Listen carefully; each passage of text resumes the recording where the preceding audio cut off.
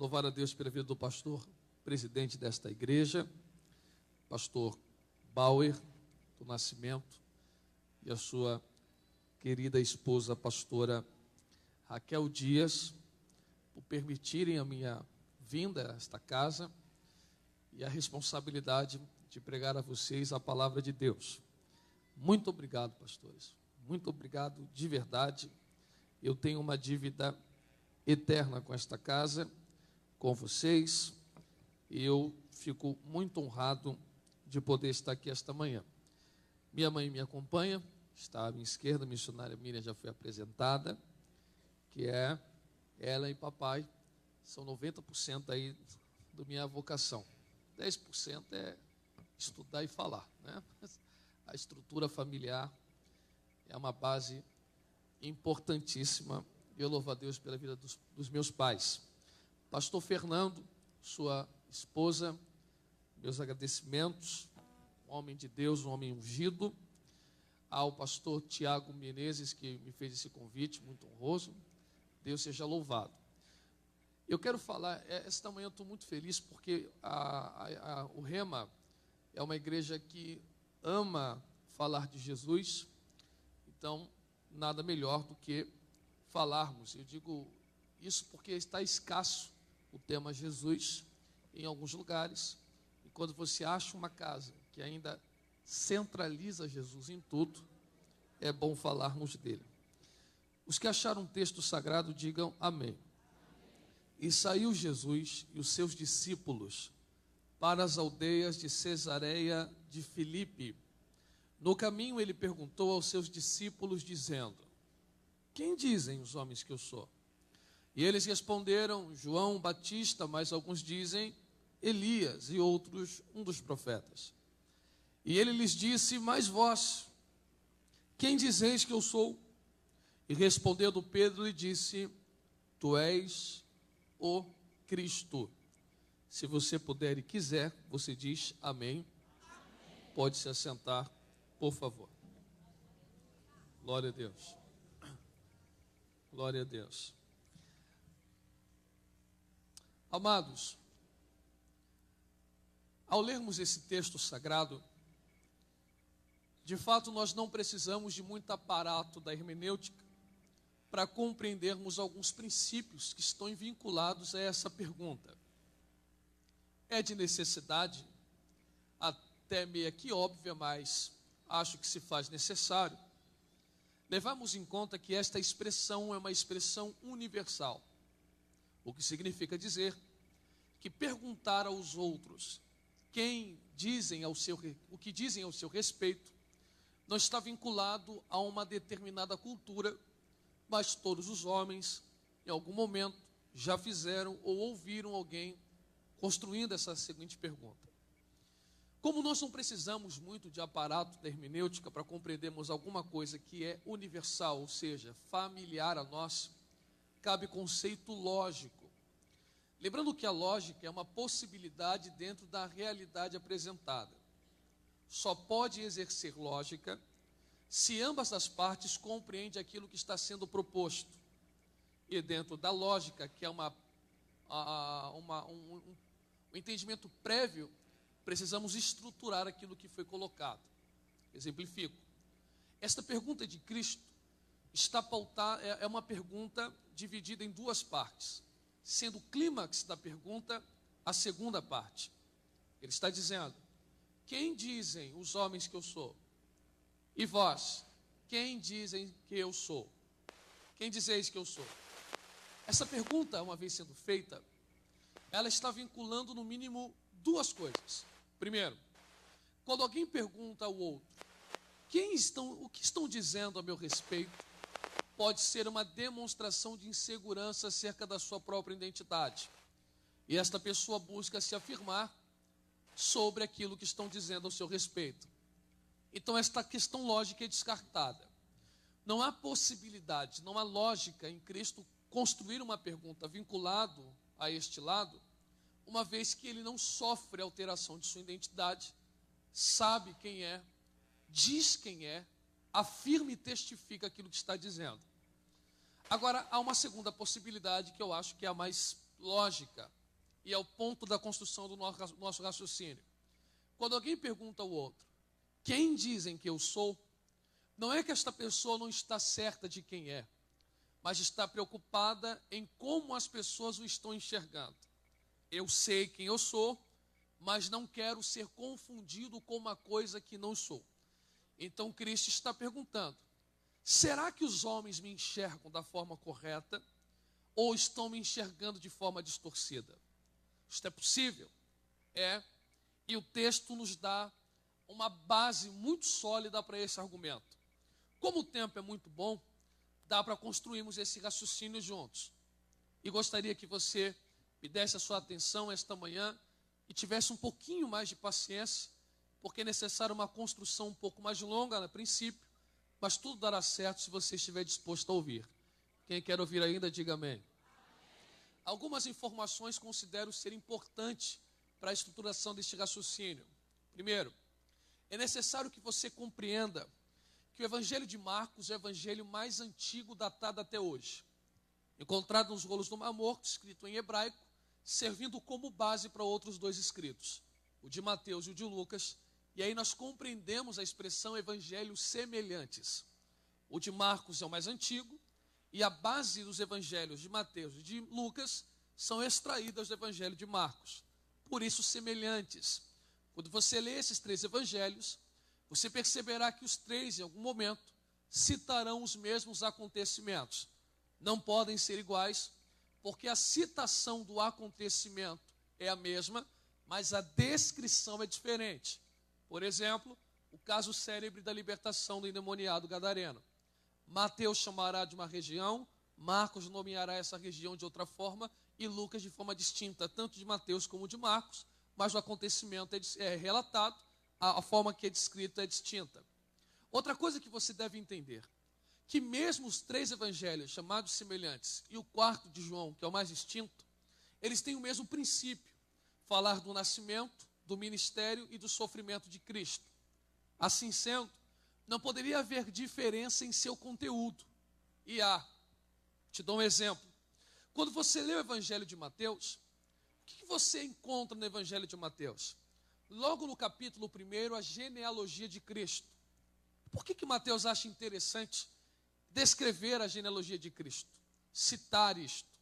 Porque isto está fazendo menção à bênção patriarcal de Jacó sobre Judá.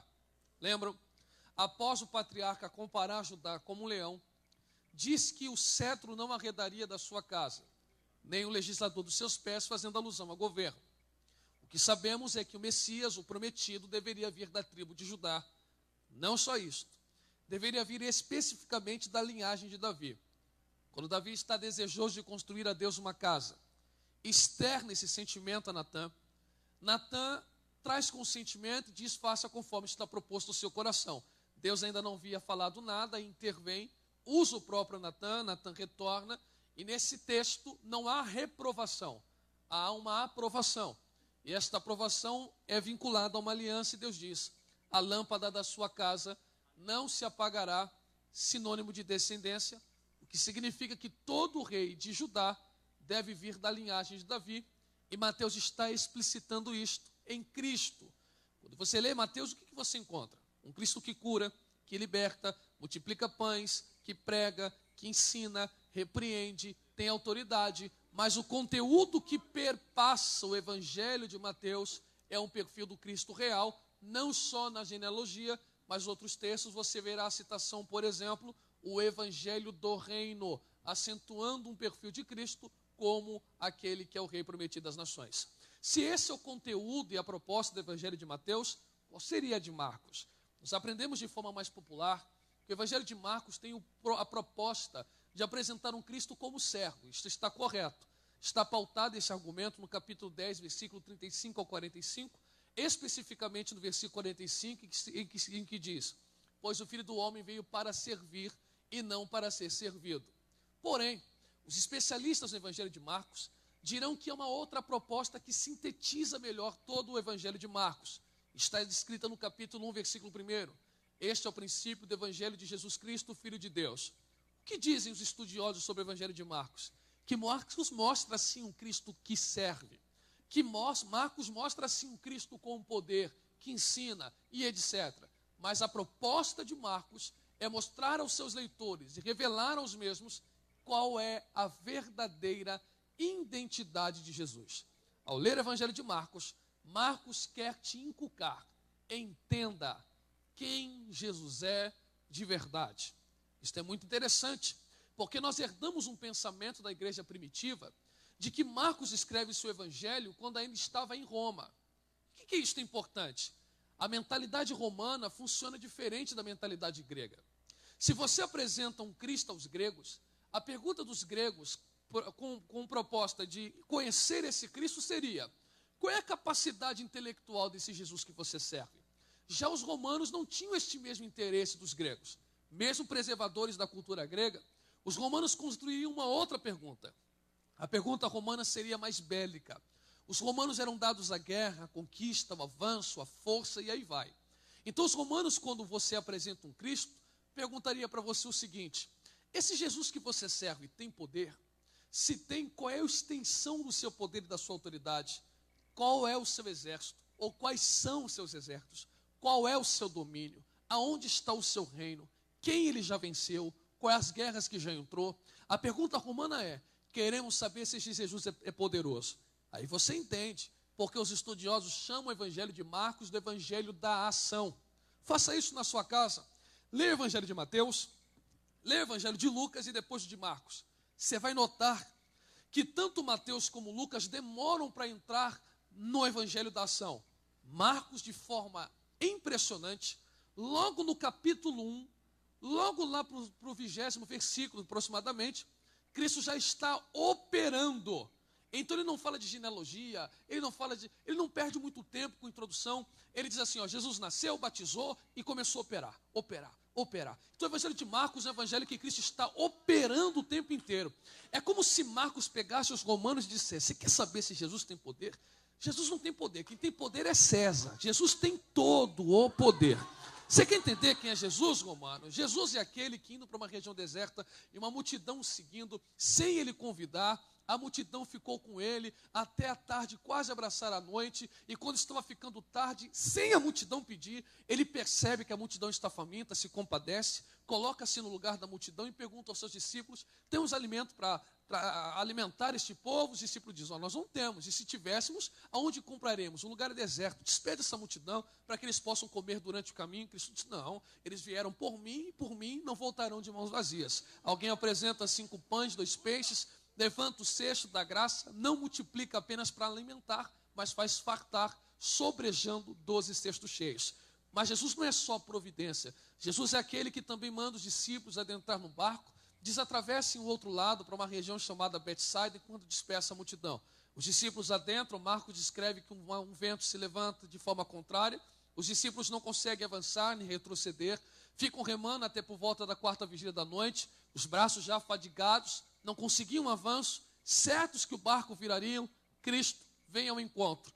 Não há nada, nem a jet ski ou lanche, mas andando, sem correr, andando por cima das águas, e com o poder da sua palavra faz o vento parar, o mar se aquietar e os discípulos chegarem. Mas Cristo não é só providência e poder sobre a natureza. Marcos escreve no capítulo 5 de forma maestral sobre o endemoniado gadareno.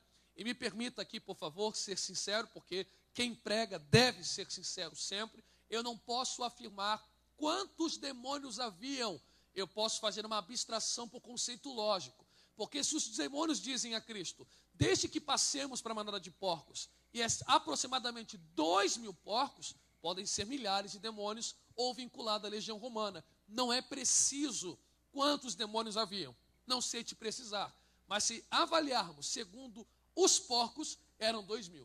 Era impressionante, porque o estado demoníaco desse rapaz eu nunca vi. E olha que eu já tenho participado de muitos eventos ocultos de libertação, de coisas que acontecem de forma impressionante, mas o estado demoníaco desse garoto, Marcos escreve, por exemplo, que ele caminhava de um lado para o outro sempre, e ali no grego dá uma conotação de constância. Então o rapaz não dormia, perdeu o juízo, andava nu, morava no sepulcro, quebrava cadeias, rompia aguilhões, se feria Ninguém continha o rapaz. Ninguém. Nem cadeias, nem guilhões, nem medicina, nada conseguia parar o rapaz. Ele perdeu o juízo, não dormia, andava nu e sepulcro. E Marcos escreve que quando Jesus chega em Gadara, Jesus não chega dando carteirada. Cheguei, olha eu aqui, cheguei, hein? Vou resolver os seus problemas. Jesus não vem da Marvel, não é? Jesus não é os Vingadores. Jesus só chega, Marcos diz, e pisando, só pisando. Em Gadara, o endemoniado sai do sepulcro, prostra-se aos seus pés, e o termo ali no grego, se não me engano, é proskuneus, que dá uma conotação de reconhecer a autoridade. Então os demônios, só dele pisar, na pisada, sai, diz, alguém mais autoridade, com autoridade maior do que a nossa, chegou na região. Eles se prostram e diz, já chegou a hora de nos atormentar. Os demônios já ficam recuados. Mas ele não é só poder sobre a natureza, providência, poder espiritual, ele também é cura, e com o poder da sua saliva abre os olhos aos cegos. O que Marcos está falando para os romanos? Pode ver que Jesus tem poder, ele é cura, ele é providência, ele é libertação, ele abre porta, ele fecha a porta, ele exalta, ele dá vida. Só que o evangelho de Marcos é dividido em duas partes. E nessas duas partes você vê uma parte do evangelho da ação, do capítulo 1 ao capítulo 8, versículo 26, e a partir do capítulo 8, versículo 27, uma segunda parte. É como se Marcos desligasse o disjuntor assim, pastor Bauer, e ligasse um outro com Cristo que ensina. E neste ensino, o ponto alto do evangelho de Marcos é o texto que lemos. O Jesus que está operando e gosta de operar, para. E fala a seguinte pergunta: quem dizem os homens que eu sou? Qual é o sentido disto? Todas essas informações que eu te disse são importantes para a compreensão do versículo que nós lemos. Por quê? Porque o capítulo 8 é dividido em 5 perícopes, 5 partes.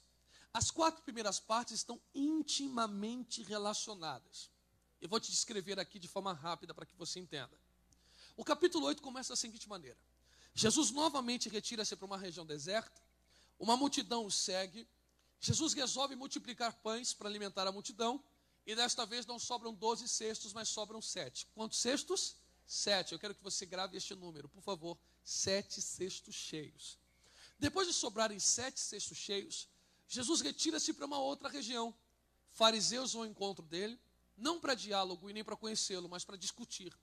A expressão que Marcos utiliza é: discutiam com Cristo e tentavam. E esta tentação era provocada mediante um pedido dos fariseus, que era este: dai-nos um sinal dos céus. Você tem que entender que este pedido não é milagre.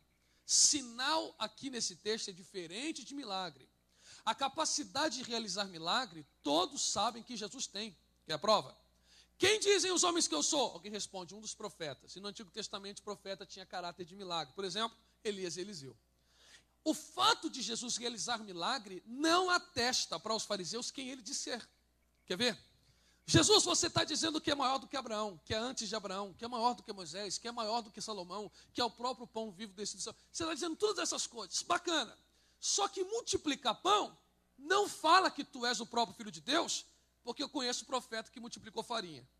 Ressuscitar morto? Eu conheço um profeta que, tendo a cova aberta só com osso, um soldado caindo na sua cova, batendo no osso, voltou à vida. Então, milagre é uma coisa, você está dizendo que é maior do que todos esses. Dai-nos um sinal. Qual é a cabeça do fariseu? Eu só confesso quem tu és, mediante ao sinal que você dá, não aleatório, mas o sinal que eu quero, na hora que eu quero, do tamanho que eu quero. Cabeça farisaica funciona assim: só te sigo mediante ao sinal que você der. Só te confesso mediante ao sinal que você der. Sem sinal você é mais um. Com sinal você atesta. Então a minha fé está condicionada ao sinal que eu quero que você dê. Cristo olha e diz: nem a vocês, nem a esta geração. O que Jesus está dizendo? Eu não faço porque sou. Eu sou e por isso faço. Se você quer me seguir, siga mediante ao que eu sou. Ele entra num barco. Quem está me ouvindo ainda diga amém. Ele entra num barco. Os discípulos entram. E Jesus já entra assim, pastor Fernando. Cuidado! Cuidado! Do nada. Os discípulos, cuidado com o quê? Com o fermento dos fariseus. Sabeis o que é fermento? Fermento é uma massa podre. Que você pega um pedaço da massa podre, anexa na nova, E só um pedacinho da podre fermenta a nova inteira. Então Jesus está dizendo, cuidado, hein, porque o padeiro de vocês sou eu. E eu não trabalho com fermento. Eu tiro o podre, não coloco. Se vocês não tomarem cuidado, o fermento dos fariseus vai apodrecer a sua cabeça. Já estava podre. Porque os discípulos começam a dizer uns para os outros. Perceba, Jesus diz, cuidado com o fermento dos fariseus. Aí eles fazem um grupinho dentro do barco e dizem assim, eu falei, ele está falando do pão. É que pão? Viu que não faz sentido?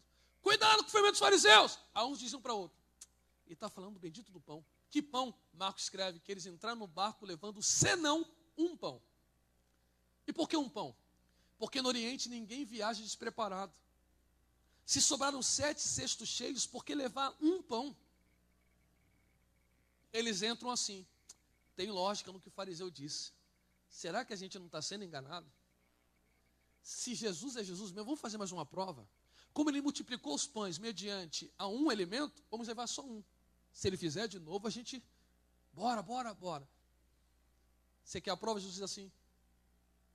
Da primeira vez, quantos pães sobraram? Quantos cestos? 12. E da segunda, 7. Ele diz, vocês têm olhos de 90 e ouvidos de não ouvem? Já não bastou o que eu fiz do capítulo 1 até o capítulo 8? Tudo que eu fiz até agora não convenceu vocês? Vocês estão com a cabeça podre. Está na hora de tirar a podridão da cabeça de vocês.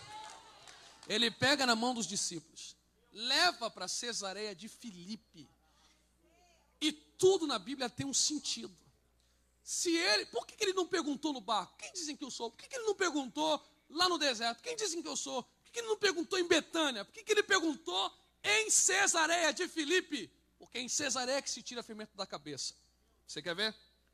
Ele olha para os discípulos e diz assim, em Cesareia de Filipe, o primeiro Herodes levanta um templo de mármore branco, segundo os historiadores, onde os romanos adoravam seus deuses. Só que a religião romana é uma religião diferente da grega, parecida, mas distinta. Por exemplo, é uma religião feita em panteão, vários deuses. Eles captam os deuses gregos, transformam os nomes dos deuses gregos na forma latinizada, que é a língua do Império Romano. Mas não tem só deuses gregos na religião romana. Tem deuses asiáticos, tem deuses africanos. Então o romano não é fiel a um deus. Ele quer saber se o Deus tem poder. Tem poder, eu quero. E esses deuses trabalhavam nas necessidades humanas. Por exemplo, quero me casar. Eu vou no Deus do amor. Deus do amor, me dá um casamento. Deus do amor me deu um casamento. Mas agora quem casa quer casa. Dá licença, Deus do amor. Agora eu preciso conversar com Deus da imobiliária. Deus da imobiliária, eu quero uma casa. Tem como dar uma casa? Tem. Obrigado, Deus da imobiliária, mas agora a garagem está vazia. E sabe como é que é? Eu preciso de carro. Então eu vou no Deus da concessionária. Ô Deus da concessionária, você pode me dar um carro? Agora que eu tenho um carro, eu preciso botar gasolina e está cara, né? Então eu vou no Deus da prosperidade. Dá licença aqui, rapidinho, tá? Ô Deus da prosperidade, obrigado. Mas agora que eu já estou próspero, eu tenho uma guerra para enfrentar. Então, vocês me dão licença, o meu interesse já acabou com vocês. Agora eu preciso de uma guerra. Está percebendo? Eles temem os deuses com medo da ira dos deuses. Eles não amam, eles temem. Eles têm medo, na verdade. Eles têm medo, mas não amam. Então eles dizem assim, vamos servi-los para não cair na ira deles. Se cairmos na ira deles, eles não nos darão os benefícios para que possamos viver. Cristo pega na mão dos discípulos, leva para Cesareia, olha para aquele templo e diz, se eu estou operando desse jeito, e eu gosto de operar, será que eles estão me confundindo com Zeus? Será que eles estão me confundindo com uma chave? Como é que será que eles estão me enxergando? Quem dizem os homens que eu sou? Aí todo mundo responde, olha, eu vi no Facebook hoje que tu és o que abre porta. Não, mas você está atrasado porque no Twitter tu é aquele do tapete de fogo. Eu fiquei sabendo no grupo do WhatsApp de quem é Jesus. Tem um grupo lá, e o grupo está bombando. E eu estou sabendo no grupo que tu és aquele que abre porta de emprego. Vocês estão por fora, porque lá no meu bairro, já chegou lá no meu bairro, que tu és aquele que anda sobre a tempestade. Bom, eu vi no Instagram, lá no Story, que você é aquele que multiplica pão. Todo mundo responde, diz, é assim que o povo me vê? É, eles, né? Sim. E vós? Eles tudo bem me enxergar assim, mas e vós que andam comigo? Que já desfrutam do meu corpo e do meu sangue? Que já vivem para mim? Quem eu sou para você? Aí houve um silêncio, Mateus olhou para baixo, João deu uma disfarçada, porque a cabeça está fermentada, eles não conseguem atestar quem Cristo é. A cabeça está podre. Aí eles olham assim para baixo. Ninguém responde. Natanael cruza os braços. João fica calado. Só um dedo levanta. De vários discípulos, só um. Eu sei. Quem? Você, Pedro? Sei. Posso falar? Pode. Eu sei quem tu és. Você abre porta, mas é maior do que a porta. Você cura enfermidade, mas é maior do que a enfermidade. Tu és o Cristo, o Filho do Deus vivo. Aí Jesus olha e diz assim: parabéns, Pedro, mas você não respondeu porque é bom. Você respondeu porque o meu Espírito te encheu e te deu entendimento. O que Jesus está dizendo? Tem muita gente que acha saber quem Jesus é, mas só sabe realmente quem é cheio do Espírito. Estão dizendo por aí, pastora Raquel, que Michael Jackson está vivo. Não sei. O que eu tenho sensação é que Paulo não morreu. Paulo pega Timóteo e diz em 2018, Timóteo, vai estar difícil. Difícil como? Vai chegar tempos tão trabalhosos que os homens rejeitarão a sã doutrina. A expressão sã doutrina significa aquilo que gera saúde. Então ele está dizendo assim: eles rejeitarão o que dá saúde e voltarão os ouvidos para aquilo que dá comichão. E a expressão comichão no grego, ela significa ali desejos ou concupiscências. Então eles estão dizendo assim: eu não quero o que dá saúde, eu não quero ouvir o que Deus quer falar. Eu tenho cabeça de romano, eu tenho cabeça de fariseu, eu quero sinal. Então eu não quero o que dá saúde, eu quero o que me desperta desejo. Então eles estão dizendo o seguinte: para eles Jesus é nanico. Como Jesus nanico? Para eles Jesus é do tamanho de chave. Para eles Jesus é do tamanho de porta.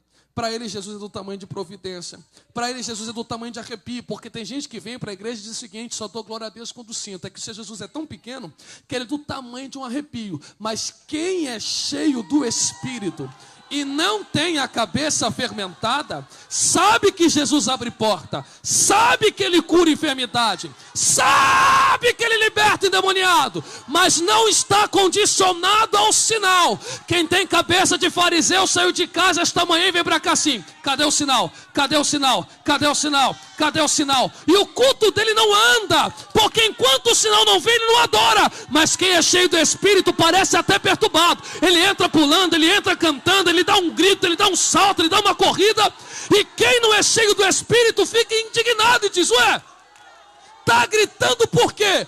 Não vi caroço sumir, porque a moda agora é curar caroço. Não vi o caroço sumir, não vi paralítico andar, não vi a porta abrir. Está gritando por quê? Quem é cheio do Espírito diz: é que o sinal já foi dado e você não viu. Que sinal? O sinal é João 3,16. Pois Deus amou o mundo de uma tal maneira que deu seu único filho, para que todo aquele que nele crê não pereça, mas tenha vida eterna. Pastora Raquel Dias, eu vi esses dias uma grande verdade: a quem muito é perdoado, muito se é grato. A quem muito se é perdoado, muito se é grato. Quem foi perdoado de verdade, ao entrar nesse ambiente, sabe que não tinha direito de estar aqui, que tem a boca suja para falar do nome dele, mas ele te amou tanto que ele foi naquele forró, que ele foi naquela boca de fumo, te resgatou de... Quem está entendendo essa palavra, levante a tua mão e não baixe. Levante a tua mão. Levante a tua mão, levante a tua mão, coloque a mão no ombro dessa pessoa, por favor. Chacoalhe essa pessoa e diga para ele: está esperando o quê? É um arrepio que você está esperando? É uma porta que você está esperando? Ou você é grato por ele ter te lavado, te remido, te comprado, te perdoado, te libertado? Um minuto de glória a Deus. Só quem é cheio do Espírito, só quem é cheio do Espírito, só quem é cheio do Espírito, só quem é cheio do Espírito, só quem é cheio do Espírito, só quem é cheio, Urahawa suriendo reminência, agora acavassarabacandaraia. Seja cheio do Espírito, seja cheio do Espírito. Eu vou ficar em silêncio para você fazer essa igreja estremecer. Ela é maior do que um sinal.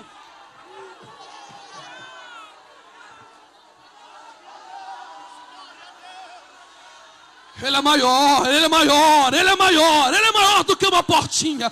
Ele é maior, ele é maior. Ai, meu Deus! Há uma glória diferente nesta casa. Receba agora esta unção.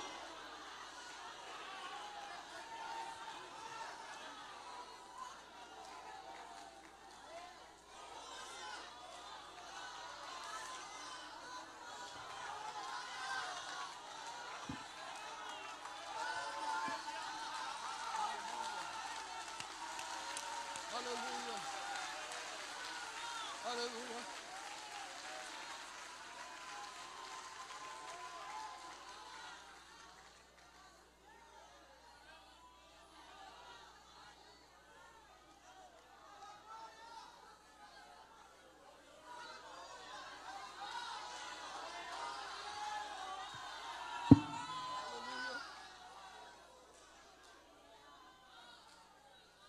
Jesus gosta de abençoar os seus filhos.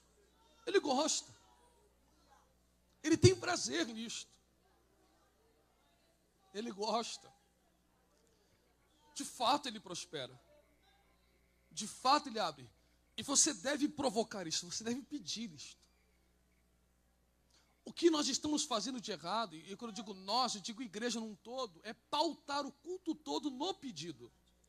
Porque senão você se frustra. Porque se a sua expectativa é vir só pelo sinal, o dia que ele falar, hoje não. Então algumas linhas teológicas chamadas de confissão positiva ou teologia da prosperidade, fica inventando. Então o culto virou entretenimento. Por que entretenimento? Porque ele tem que corresponder às suas expectativas. Mas e a de Deus?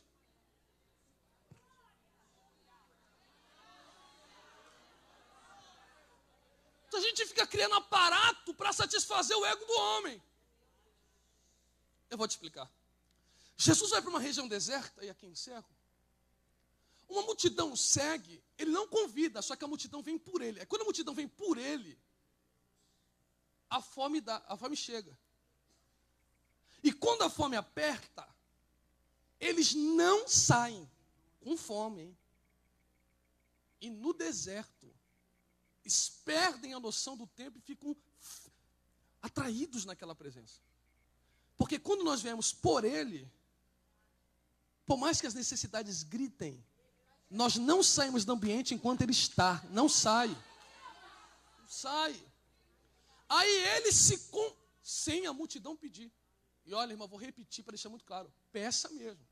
Provoque. Fé é isso. Por favor. Mas o que acontece? Ele se compadece e diz assim, ó, eu sei do que vocês precisam. E não vou dispensar vocês com as mãos vazias. Não vou. E ele não dá na medida. Deus não dá na medida. Deus tem infinitamente muito mais além daquilo que pedimos ou pensamos. Quer ver a prova? O azeite parou. Porque se tivesse mais vazio, ele dizia, vai embora, vai embora, vai embora. Não ia cessar. Só que o povo saiu de lá evangelizando errado. Porque o povo deveria falar assim, ó, você precisa conhecer Jesus. O povo volta assim, ó, tem um camarada aí que multiplica pão. Você perdeu a cruzada. Por quê? Não, a cruzada lá tem pão sobrando. Ah, que isso? Estou te falando. Aí já virou entretenimento. Já virou entretenimento. Porque eu sou novo, eu só tenho 30, faço 31. Os cultos antigamente não se... Ó, irmão, eu vou ser sincero. Né? Em estrutura a igreja avançou muito. Som bom, qualidade musical, teologicamente cresceu. Mas a sede de antigamente é que precisa voltar. Que a gente ia para os cultos assim, movido nisso. Vamos buscar Jesus. Essa era a pegada. Eu vou para a vigília buscar Jesus. E ó, irmão, quem ia para a vigília, chegava no começo, passava do meio, ia para o fim e depois ia embora. Não era show, entretenimento. Só que agora o negócio mudou. Ah, vem que vai ver. Vem que ele multiplica, vem que ele abre porta. Vem. Aí o povo vem na expectativa disso. Quando o povo vem, Jesus diz, já entendi. Vocês já estão me trocando pelo sinal. Então tá bom, né? Ele começa a pregar, meia hora de mensagem, nada de pão. 45 minutos de mensagem, nada de pão. Alguém já cutuca, o outro diz assim, rapaz, eu vim até de jejum. Cadê o pão? Tu vai ver, hein? Tu vai, no final, tu vai ver. 1 hora de mensagem, nada. 1h30, nada. Alguém levanta e diz, ó, estou no deserto, longe de cá. Cadê o pão? Ah, você quer pão? Quero. Eu sou o pão da vida que desceu do céu. Quê? A multidão levanta, vira as costas e diz: culto só com Jesus não tem graça. Não tem graça. Culto só com Jesus não. Tem que ter sinal. Sem sinal, igreja fraca, paralítico não levanta lá, pregador fraco, não tem revelação, não tem profecia. Mensagem fraca, não viu os demônios se rastejando. Vamos embora, culto com Jesus não tem graça. Os discípulos que estavam perto não abrem a boca. Aí ele olha para os discípulos e diz assim: mete o pé. Vai vocês também. Somem daqui. O discípulo: não, nós? Não, para onde? Se só tu tens palavra de vida eterna. Termina assim: quem sentiu o sabor da vida eterna não cultua viciado no sinal. Porque o escritor bíblico, tentando falar do sabor da vida eterna, fez assim, ó: vida eterna tem gosto de morango, é pouco. Vida eterna é igual ouro, é pouco. Vida eterna é igual ganhar na Mega Sena, é pouco. Vida eterna é igual você ter um filho, é pouco. Vida eterna, vida eterna. O que o ouvido não ouviu, os olhos não viram, e nem subiu ao coração do homem, são as coisas que Deus... Levante as tuas duas mãos o mais alto que você puder, o mais alto, o mais alto. Deus sabe o deserto que você está, sabe que você veio aqui no deserto, e Ele manda eu lhe dizer: eu vou te surpreender de tal forma, que o cesto vai sobrejar. Mas enquanto o cesto não enche, não fique aficionado no meu sinal. Me centraliza que eu vou te surpreender ainda por esses dias. Quem acredita no que eu estou pregando, dá um pulo dessa cadeira, uma rajada de glória.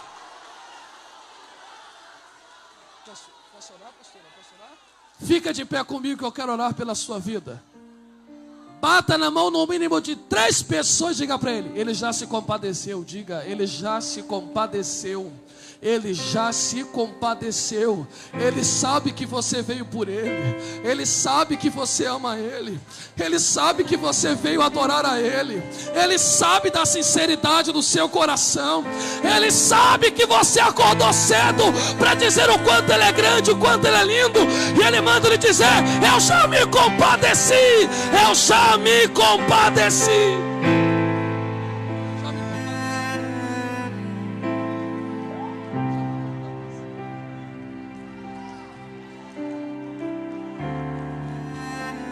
E não precisa levar nem um pão inteiro para casa.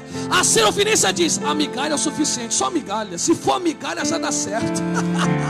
Se for só migalha já dá certo. E ele está dizendo: hoje não tem migalha, hoje vai sobrar cesto. Hoje você leva até para casa.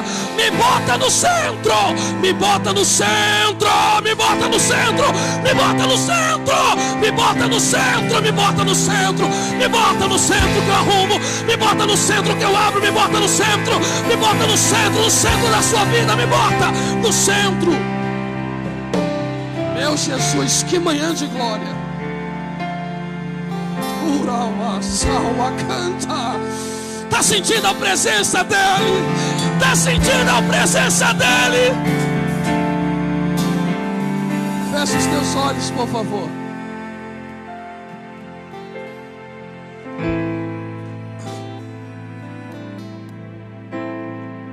Eu sei que você já pediu e fez muito bem em pedir. Eu sei que você trouxe o seu pedido e fez muito bem em trazer, porque aqui é a solução, aqui é a resposta.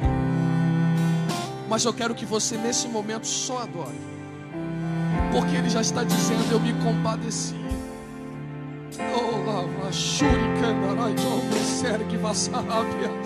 Eu já me compadeci.